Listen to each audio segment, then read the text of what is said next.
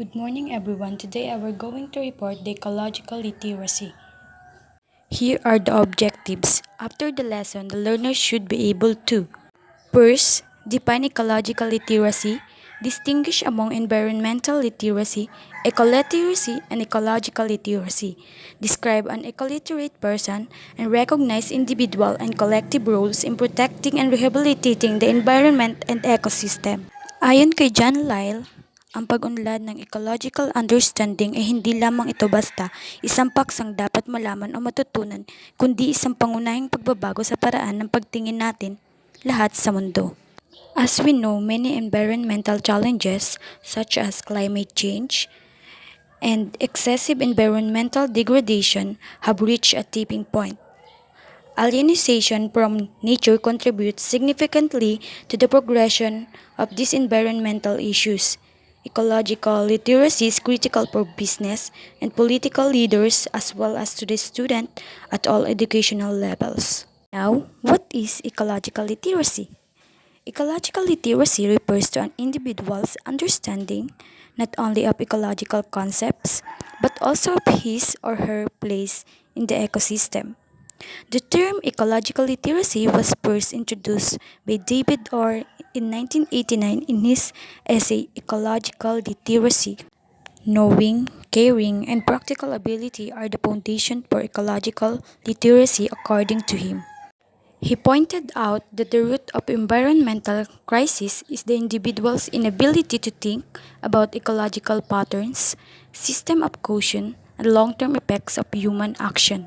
Katulad na lamang ng patuloy na pagtaas ng mga bilang ng tao or overpopulation. Dahil sa overpopulation ang nangyayari, nagkakaroon ng malaking epekto sa ating environment dahil ito ang ating resources o pinagkukuhanan ng mga needs.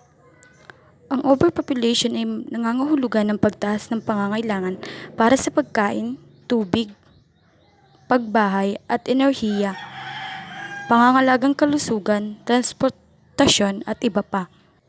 At ang lahat ng pagkonsumo na iyon ay nag-aambag sa ecological degradation, increase of conflicts at mataas na panganib o sakuna kagaya ng pagpuputol ng puno, pollution, sanhi nito.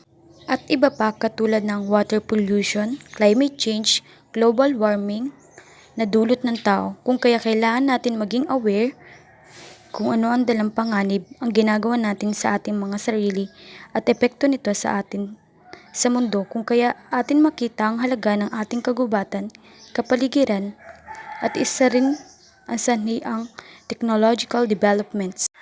Or also argued that the ecologically literate person understands the dynamics of the environmental crisis, which includes an understanding of how people have become so destructive. Dapat daw nauunawaan ang dynamic ng crisis sa ating kapaligiran katulad ng pag-unawa kung paano naging lubhang mapanira at malaki ang epekto ang mga tao sa nangyayari o nagaganap sa ating kapaligiran o sa ating environment.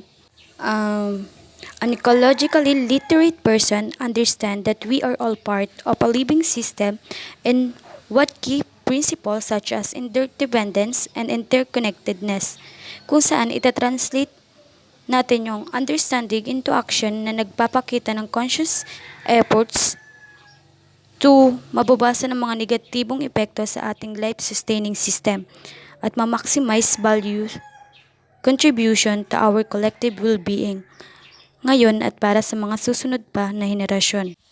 So, ang pagtukoy sa antas ng ecological literacy ng mga estudyante sa isang paaralan ay isang mahalaga at kinakailangang hakbang upang siyasatin ang kanilang mga pag-uugali, opinion, saloobin, sensitivity at behavioral intention upang ito'y lumikha ng kamalayan sa mga mag-aaral.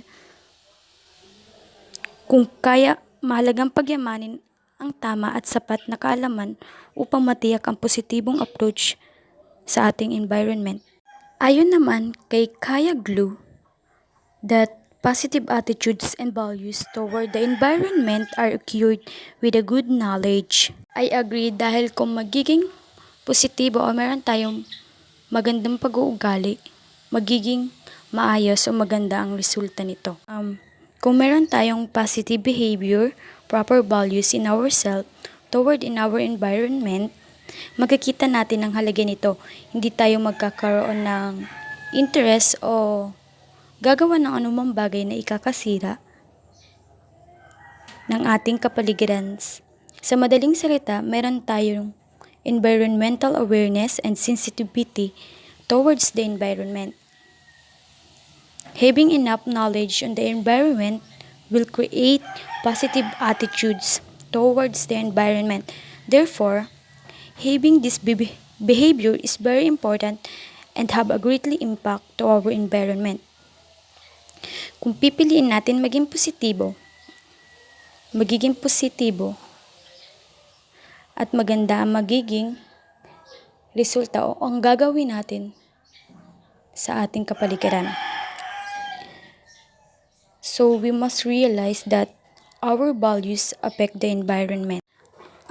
Also developing ang pagiging responsableng pag-uugali sa ating kapaligiran ay nangangailangan ng tamang kaalaman ukol sa environmental issues or ecological issues katulad ng climate change, the cause of global warming, carbon emissions, and carbon footprint.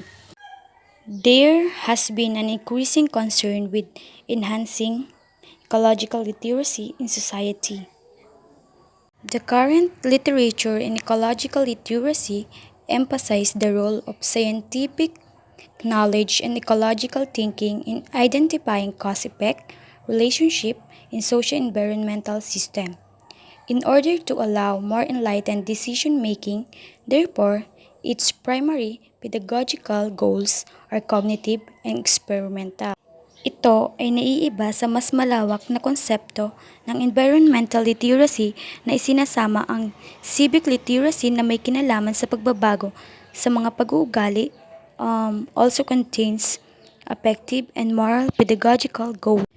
Ecological literacy is meant to enable conscious and participant citizens to make informed decision or take action on environmental issues. Ito ay tumutukoy sa upang maging daan o magbigay daan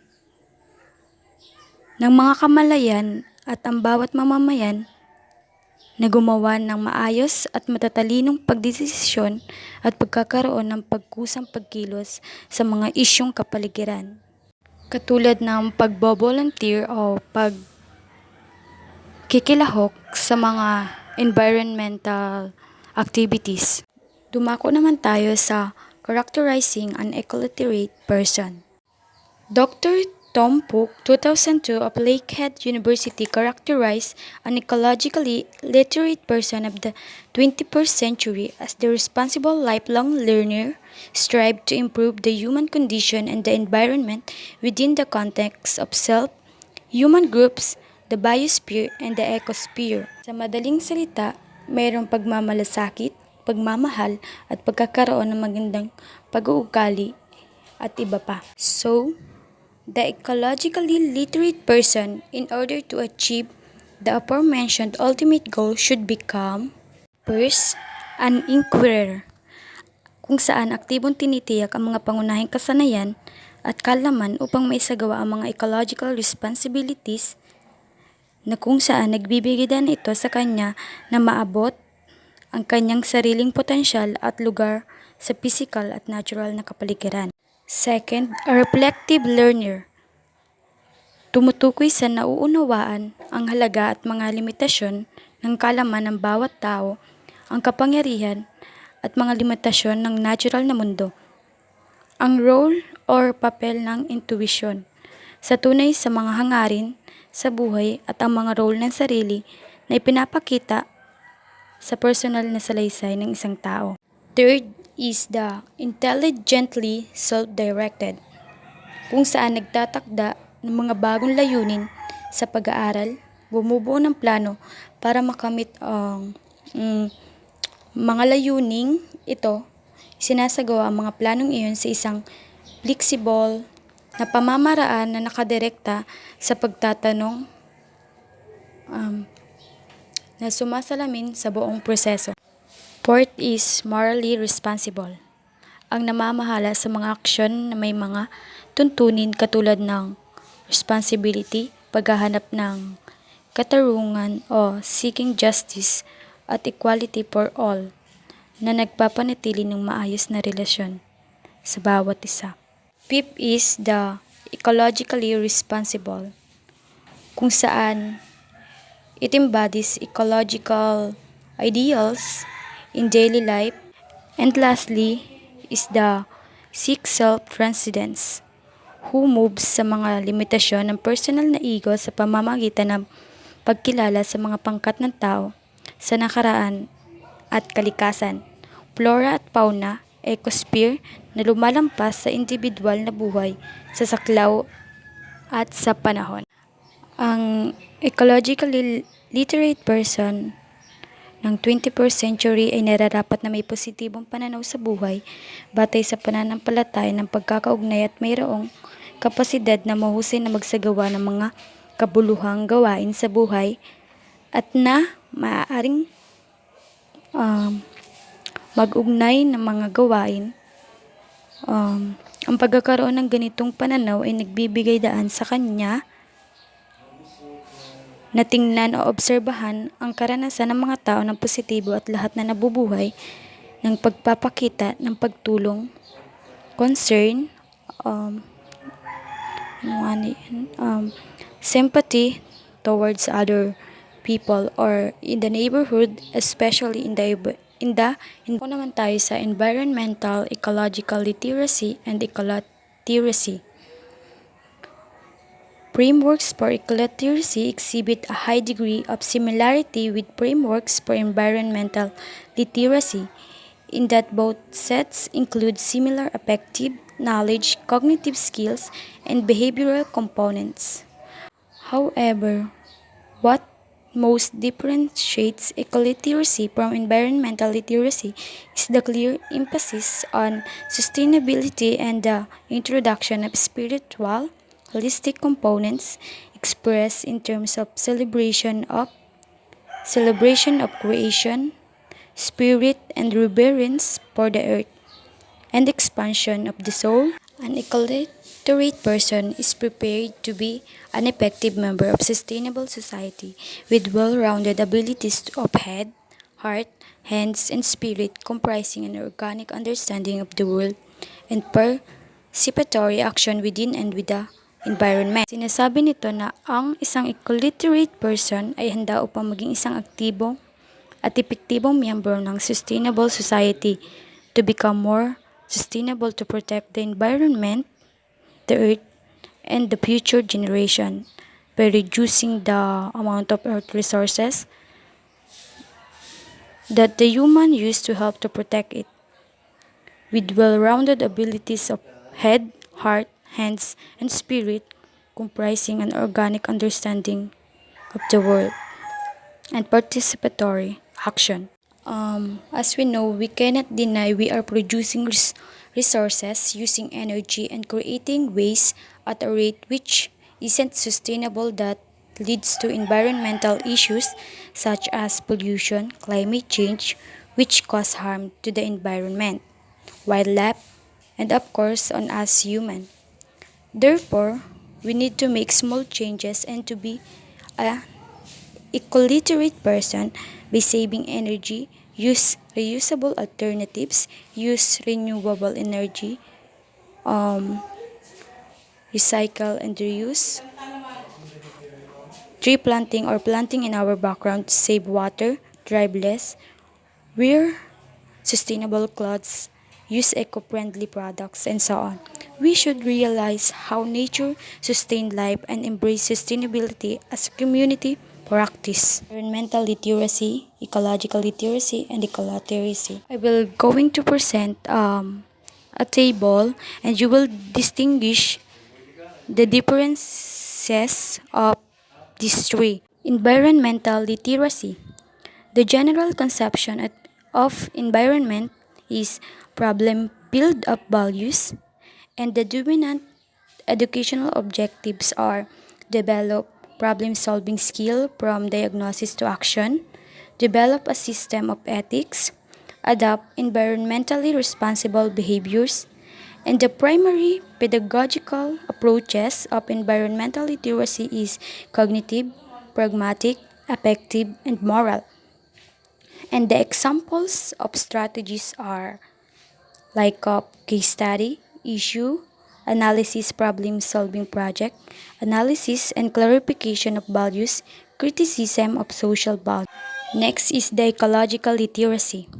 The general conception of environment is object of study system, and the dominant educational objectives of ecological literacy are acquire knowledge of ecological concept of principles, develop skill related to the scientific method, observation, and experimentation. Next is develop system thinking, analysis, and synthesis. And lastly, understand environmental realities in view of informed decision making. And the ecological literacy primary pedagogical approaches are cognitive and experiential. The examples of strategies are observation, demonstration, experimentation, and case study, environmental system analysis, construction of ecosystem. And third is ecoliteracy. The general conceptions of environment are rather is shared resources for sustainable living Gaia. The dominant educational objectives are promote and contribute to economic development that addresses social equity and ecological sustainability, and develop the many dimensions of one's being in interaction with all aspects of the environment, develop an organic understanding of the world and participatory action in and with the environment. The primary pedagogical approaches of ecology are cognitive, pragmatic, holistic, and creative. The examples of strategies are case study, social marketing, sustainable consumption activities, sustainable living management, project immersion, visualization, and creative workshop. Ako naman tayo sa greening initiative in colleges and universities. Increased awareness of environmental degradation and concern from its rehabilitation have prompted colleges and universities to green their campuses. A green campus is a place where environmentally responsible practice and education go hand in hand, and where environmentally responsible tenets are borne out by example.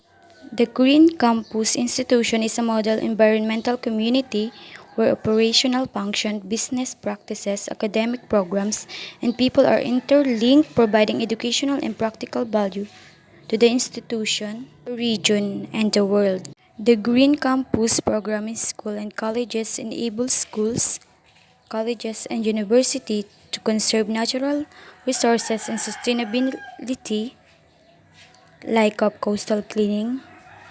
For example, in MSc, every first Friday of the month, where all students will clean the surroundings.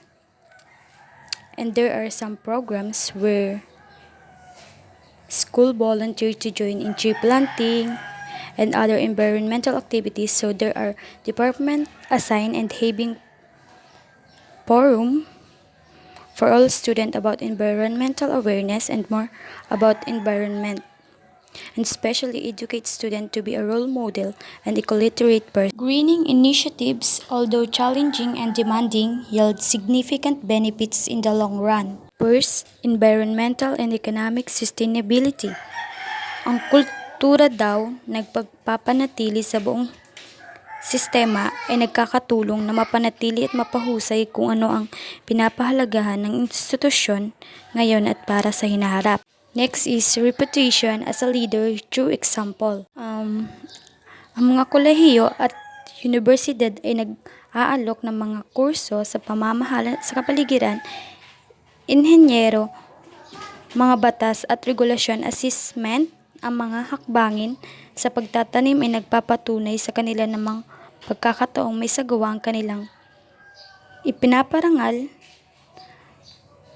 at gawain ng kanilang marka bilang mga leader ng environment. Kinakailangan suriin ng mga kolehiyo at universidad ang kanilang sariling mga organisasyon at ipatupad sa kanilang mga sariling campus. Third is economic benefits.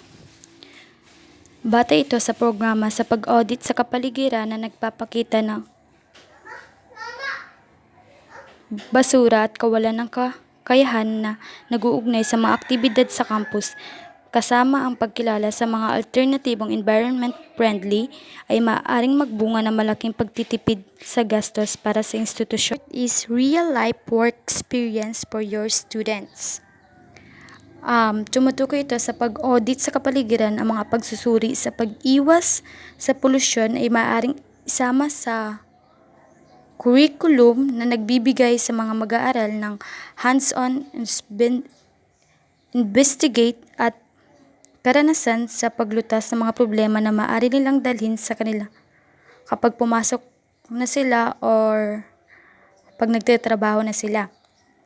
Ang mga karanasang ito ay maaaring makatulong sa mga estudyante, hindi lamang ginagawang mas mabenta ang mga mag-aaral, ito rin ay nagbibigay sa kanila ng mga uri ng malawak na mga kasanayan at kaalaman, pag-uunawa sa pag-iisip na nagpapahintulot sa kanilang magtagumpay at umunlad kapag sila'y nagtatrabaho. And lastly, the improved quality of life in the campus. A green campus ay isang ligtas, malinis at healthier na lugar upang manirahan at dito magtrabaho. Naman napakahalaga na magkaroon ng green campus sa isang paaralan upang tayo makasiguro sa kaligtasan at kaayusan ng bawat isa. Mahalaga na panatilihin ang mga ganitong programa. Ecological literacy is a form of transformative education that requires shift in three related areas, which are perception, seeing, second, conception, knowing, and third, action, doing. In schools, teachers are also required to shift emphasis through the following. First, from parts to whole. Ito ay ang mga asignatura o paksa ay dapat ituro bilang pinagsama-sama, hindi lamang bilang mga nakahiwalay na unit sa curriculum. Next is from objects to relationship. Ito ay tumutukoy sa ang ecosystem ay isang community. Ang community ay nailalarawan sa pamamagitan ng mga set, networks, o relasyon o relationships. Ang mga paaralan ay naglalagay ng premium sa mga prosesong nakabatay sa relasyon, gaya ng pakikipagtulungan, pakikilahok at paggawa ng desisyon ayon sa pinagkasunduan. Third is from objective knowledge to contextual knowledge. Babagong ito ay nangangailangan ng mga tao na ipaliwanag ang mga katangian ng mga bahagi sa loob ng konteksto ng kabuuan o sa mga tuntunin ng mga kapaligiran at sistema. Fourth is from quantity to quality. Ang traditional na binibigyan diin ng ang assessment, standardized na pagsubok sa mga tuntunin ng dami, mga numerong marka at mga sukat. Challenge nito ang mga paaralan na magdisenyo ng assessment ng mas sapat kaysa sa mga pamantayang pagsusulit kung nais nilang isabuhay ang mga prinsipyong ito. The fifth is from structure to process. Ang mga sistema ay dynamico at umuunlad. Kaya ang pag-unawa sa mga buhay na istruktura ay nauugnay sa pag-uunawa sa paninibago at pagbabago. Ang pagbabagong ito ay nakapaloob sa pag-aaral na nakabatay sa proyekto na nag-highlight sa aplikasyon ng kaalaman sa loob ng umuusbong na konteksto sa totoong buhay. And lastly, from contents to patterns. Tumutukoy na ito na kapag gumuhit sila ng mga mapa ng relasyon na natuklasan na nila ang ilang particular na configuration ng mga relasyon na nagkukonfigure ng mga pattern sa halip na tumuon sa kung ano ang isang buhay na sistema na ginagawa, pinag-aaralan nila ang mga pattern to. Sa pedagogically, ang SHIP ay nagpapaalala sa atin ng kahalagahan ng pagsasama-sama ng sining sa mga programa ng pag-aaral.